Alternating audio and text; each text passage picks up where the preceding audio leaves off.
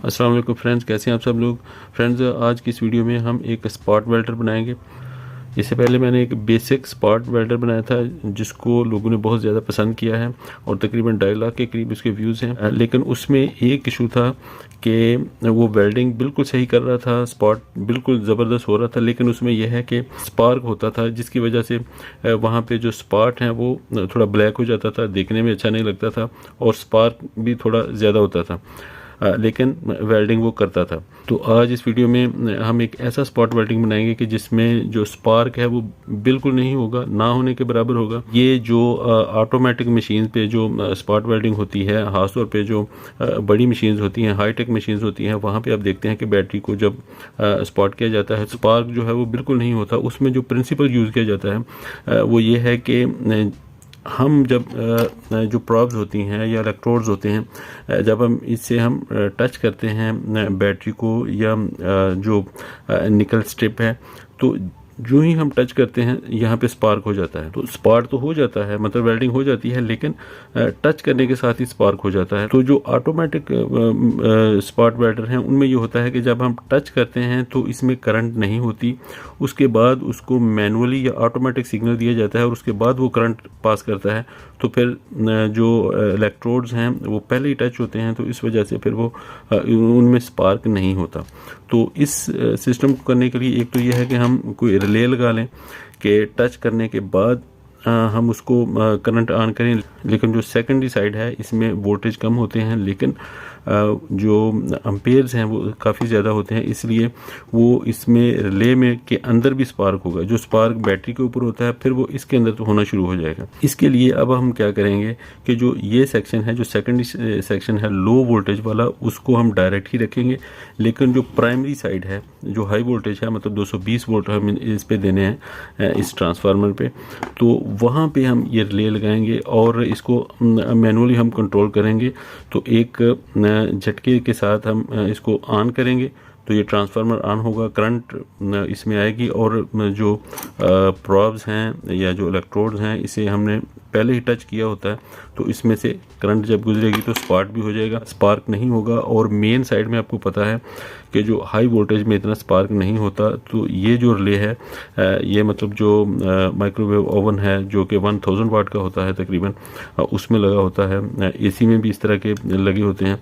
तो इसको यहाँ से हम 12 वोल्ट सप्लाई दे के स्विच के साथ ऑन करेंगे। जैसे ये एक स्विच है जो कि मैं इसके साथ ही लगा दूंगा और टच करने के बाद हम इसको इस तरह प्रेस करेंगे, तो इससे फिर काफ़ी neat and clean spot welding होगी। तो चलिए शुरू करते हैं। सबसे पहले ये साइड है, उसके बाद ये ट्रांसफार्मर है जो कि 18 वोल्ट का है, 18 प्लस 18 है, मतलब ये 18 और ये 18 है। इसको फिर फुल वेव रेक्टिफिकेशन के लिए 2 डायोड लगाने होते हैं और ये नेगेटिव हो जाती है और उसके बाद पॉजिटिव। तो इसके लिए मैं ये ब्रिज रेक्टिफायर यूज़ करूँगा। तो इसमें जो ये एसी वाले पॉइंट हैं ये हम यूज़ कर लेंगे इस तरह, और ये पॉजिटिव हो जाएगा और नेगेटिव ये रहेगा। तो ये जो नेगेटिव वाली ब्रिज रेक्टिफायर की नेगेटिव टर्मिनल है ये बिल्कुल फ्री रहेगी। तो इस तरह इसको भी हम यूज़ कर सकते हैं, क्योंकि ये देखिए ये 50 एम्पेयर का है, तो अच्छा है। इसको हीट सिंक पे भी हम माउंट कर सकते हैं। ये यूज़ होगा।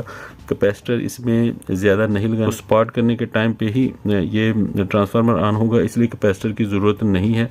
लेकिन फिर भी फिल्ट्रेशन के लिए ये लगाना है।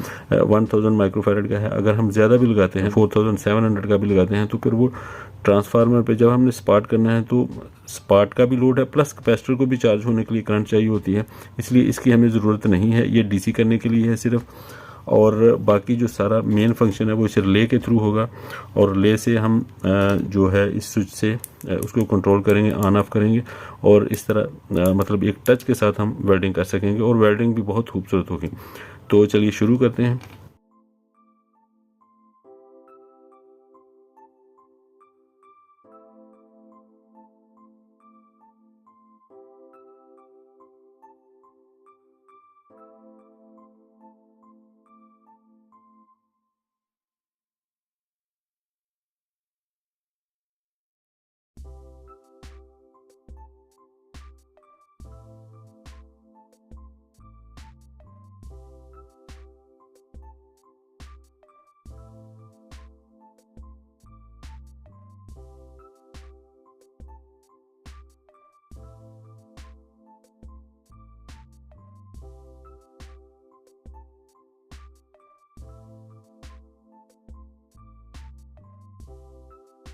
अब जो प्रॉप्स हैं इनको ये कापर की चाहिए होती हैं, ये भी कापर की हैं, ऊपर क्रोम है लेकिन अंदर कापर है।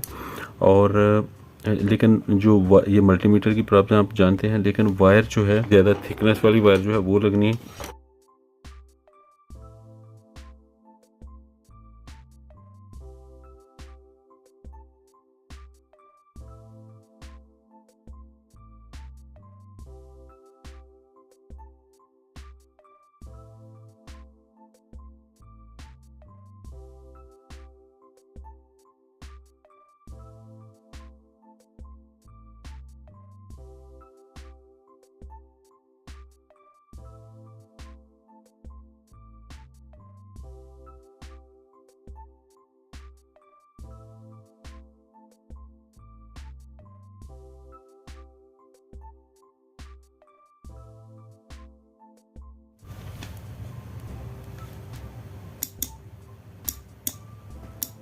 ठीक है, तो ये रियान हो रही है। अभी मैं इसको सप्लाई देता हूँ तो फिर हम इसको टेस्ट करते हैं।